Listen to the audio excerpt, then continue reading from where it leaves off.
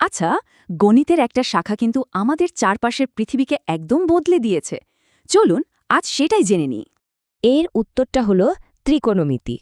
আর সবকিছু শুরু কিন্তু একটাই সাধারণ জ্যামিতিক আকার দিয়ে। মানে সোজা কথায় এটা ত্রিভুজের বাহু আর কোণের ভেতরের সম্পর্কটাকেই খুঁজে বের করে। আর এর সবকিছু কিন্তু এই সমকোণী ত্রিভুজকে ঘিরেই, যার তিনটা বাহুর আলাদা আলাদা নাম আছে। একটা হলো অতিভুজ, যেটা সবচেয়ে বড়, তারপর বিপরীত বাহু আর সন্নিহিত বাহু। আসল ব্যাপারটা হলো মাত্র তিনটা ফাংশন দিয়ে এই সম্পর্কগুলো মাপা যায়। যেমন ধরুন সাইন, এটা হলো বিপরীত বাহু আর অতিভুজের অনুপাত। এরপর আছে কোসাইন, এটা হলো সন্নিহিত বাহু আর অতিভুজের অনুপাত। আর সবশেষে ট্যানজেন্ট, মানে বিপরীত বাহু আর সন্নিহিত বাহুর অনুপাত। এই সবগুলো ফাংশন মনে রাখার একটা সহজ উপায় আছে। SOH CHTOA।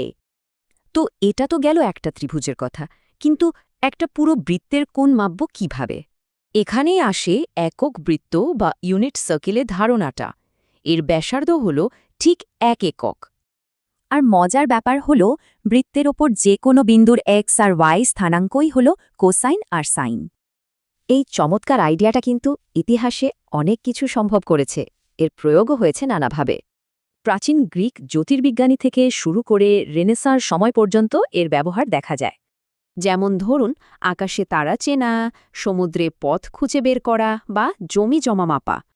আর এখন সেই একই গণিত আমাদের জিপিএস বা ভিডিও গেমসের দুনিয়ায় চালাচ্ছে। এমনকি শব্দ বা আলোর মতো তরঙ্গের বৈশিষ্ট্য ব্যাখ্যা করতেও বিজ্ঞানীরা এটাই ব্যবহার করেন। বলা যায় এটা একটা সিক্রেট কোড, যা প্রাচীন পৃথিবীর সাথে আজকের দুনিয়াকে জুড়ে দেয়। এক কথায় এটাই সেই কোড যা আমাদের চারপাশের পৃথিবীর আকার আর চক্রকে ব্যাখ্যা করে।